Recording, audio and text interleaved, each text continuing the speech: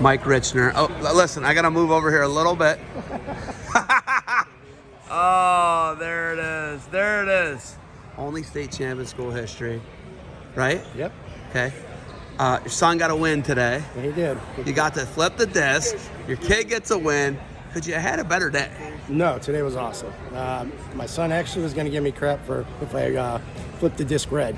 Because we were green. Yeah, okay. So we got choice, right? Yep, so we got choice. So they won the toss. So I keep a winning streak going here. Okay, you wrestled in Division I college at Clarion. Yes. You and Eric Burnett were running partners. Running partners. He was 118, I was 126, so we scrapped all the time. A lot of wars. He told me about a lot of wars. A lot of Toby Hill runs too, I guess. Oh yeah, Toby Hill's legendary. Huge hills. I don't want to do it. I don't want to do it. No, I drove by with my boys just to show them, and I wouldn't want to do it again either. But ironically, I'm heading down to Clarion this weekend. Coach Bub is getting they're naming the room after him. Yep. So we're having kind of alumni back. So hopefully I'll see a bunch of my old teammates. And Bernie will be there, I think. I think he is from what I saw on Facebook.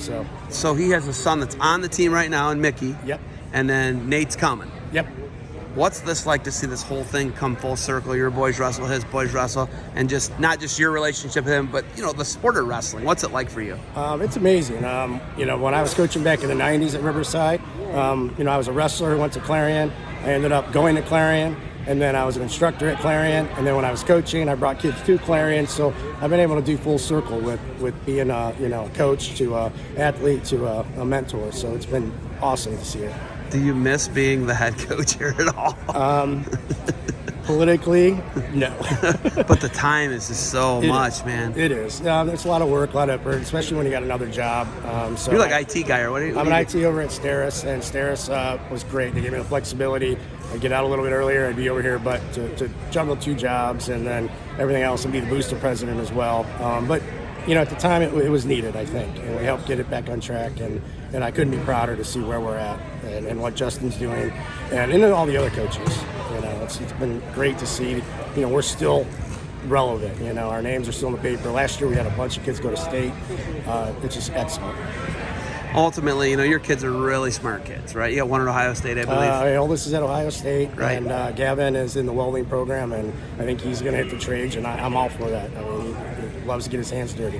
What do you want your boys to get out of it? What do you want future generations of Riverside to get out of the sport of wrestling? Really about the work ethic, understanding that you're part of a team, but it's an individual sport. Willing to put the time in and the effort to make yourself better, not accept mediocrity, I guess. If you lose, you figure a way to get better, train, work harder.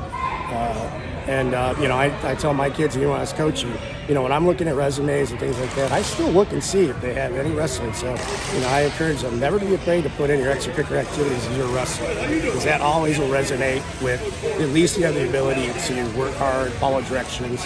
So I always, give somebody a second look. I love it. And I try and tell people that all the time. I don't know if they get or think I'm joking or something. Yeah. Right? We're a different breed, aren't we?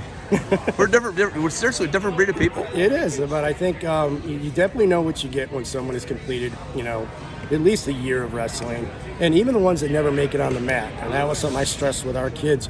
Was I never want to see anybody making fun of a teammate who is willing to come to practice, get beat up every single day, be a drilling partner, maybe never made it to the varsity mat, but stayed the whole entire 3-4 years of his career. And it was because they wanted to be part of something. They wanted to, better themselves. And I always, to me, that takes a lot of guts.